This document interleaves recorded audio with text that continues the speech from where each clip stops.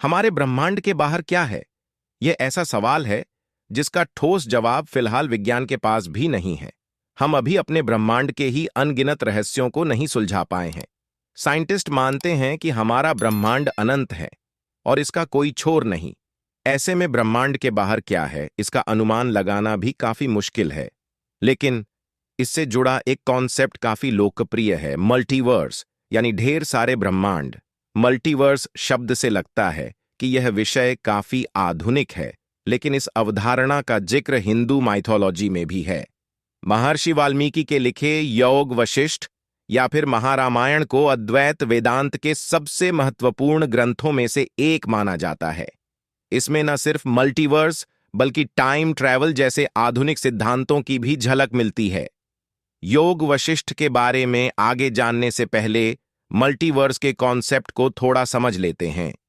Multiverse theory के मुताबिक हमारे ब्रह्मांड के बाहर भी इसी तरह के अनगिनत ब्रह्मांड हैं। उन सभी में हमारे प्रतिरूप हैं। किसी भी कार्य के जितने संभावित परिणाम होते हैं, ब्रह्मांड का उतने ही भागों में विभाजन हो जाता है। मिसाल के लिए, आप 12वीं का एग्जाम पास करने के बाद मेडिकल की पढ़ाई करते हैं और डॉक्टर बन जाते हैं। लेकिन किसी और ब्रह्मांड में आपका प्रतिरूप कोई दूसरा विषय पढ़ता है और स्कूल टीचर बन जाता है। किसी अन्य ब्रह्मांड में एग्जाम में फेल होकर या पढ़ाई छोड़कर कोई दूसरा काम भी करने लग सकता है। यानी इंसान के किसी एक कार्य के अनगिनत संभावित परिणाम हो सकते हैं और उसी के हिसाब से मल्टीवर्स चलता है।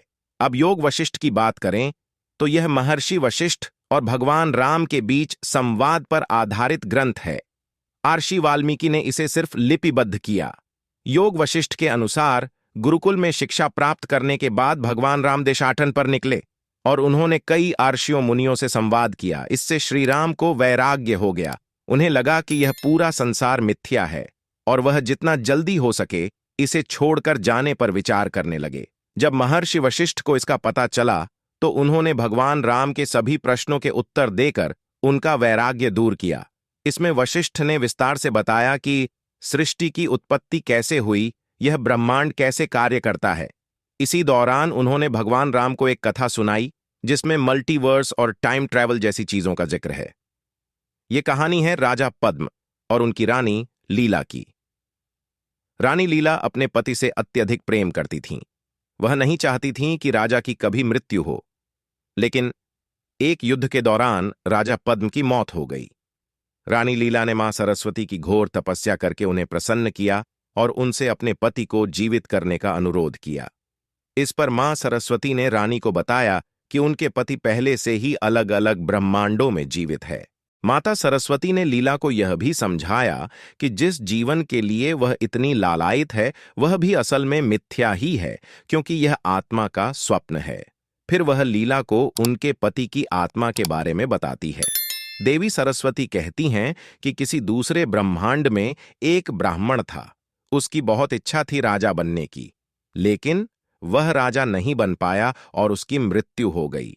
जब उसकी जीवात्मा बाहर आई तो चूंकि उसके मन में राजा बनने की इच्छा थी, तो उसने इस बार जो स्वप्न देखा उसमें खुद को राजा के रूप में देखा।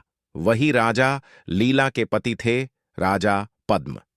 माता सरस्वती यह भी बताती हैं कि इस बार मृत्यु के बाद राजा पद्म की जीवात्मा नया स्वप्न देख रही है जिसमें वह किसी और ब्रह्मांड में राजा विदुरण है, और यह एक ही जीव के अनंत स्वप्न हैं जो एक साथ घट रहे हैं, यानी कि स्वप्न के अंदर स्वप्न के अंदर स्वप्न चल रहा है, जैसा कि मशहूर फिल्मकार क्रिस्टोफर नोलन की फिल्म इंसेप्शन में दिखाया गया है। आखिर में लीला को माता सरस्वती अलग अलग ब्रह्मांडों में लेकर जाती है जहां वह अपने पति और अपने आप को अलग अलग रूपों में जीवन व्यतीत करते हुए देखती है। उन ब्रह्मांडों को भी अलग अलग ब्रह्माजी चला रहे थे। माता सरस्वती और लीला के प्रसंग से यह भी पता चलता है कि समय असीमित नहीं है, क्योंकि ये दोनों भविष्य वाले सपनों में भी जा पा रही थीं और भूतकाल वाले सपनों में भी।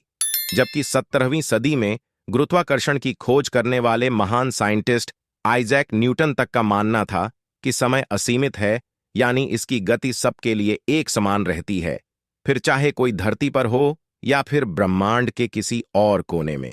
लेकिन बाद में ऑल्बर्ट आइंस्टीन ने सिद्ध किया कि टाइम एब्सोल्यूट नहीं बल्कि रिलेटिव है। मतलब कि यह स्पेस और ग्रेविटी के हिसाब से हर किसी के लिए अलग अलग हो जाता है। इस चीज को हिंदू माइथोलॉजी के एक अन्य ग्रंथ भागवत पुराण में काफी अच्छे से समझाया गया है। वैवस्वत मनु के कुल के राजा रेवत के जरिए। राजा रेवत की एक अति सुंदर पुत्री थी, रेवती।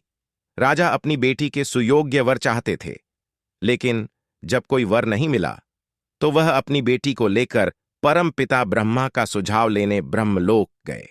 उस वक्त वहां गंधर्वों का संगीत चल रहा था। उसके समाप्त होने के बाद राजा रेवत परम पिता ब्रह्मा से मिले और अपनी बेटी के लिए योग्य वर के बारे में पूछा। राजा रेवत ने कुछ राजकुमारों के बारे में भी बताया जिन्हें उन्होंने अपनी बेटी के लिए देख रखा था। ब्रह्मा जी ने मुस्कुराते हुए कहा कि रेवत, आपने जिन राजकुमारों को देखा है वे सभी अब जीवित नहीं। वे क्या?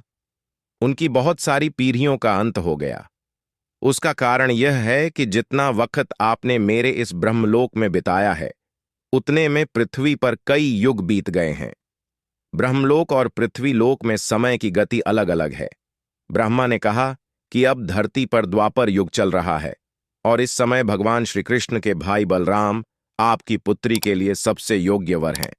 वापस योग वशिष्ठ की बात करें तो इसमें आर्षि काकभुसुंडी का प्रसंग टाइम ट्रैवल के बारे में भी बताता है।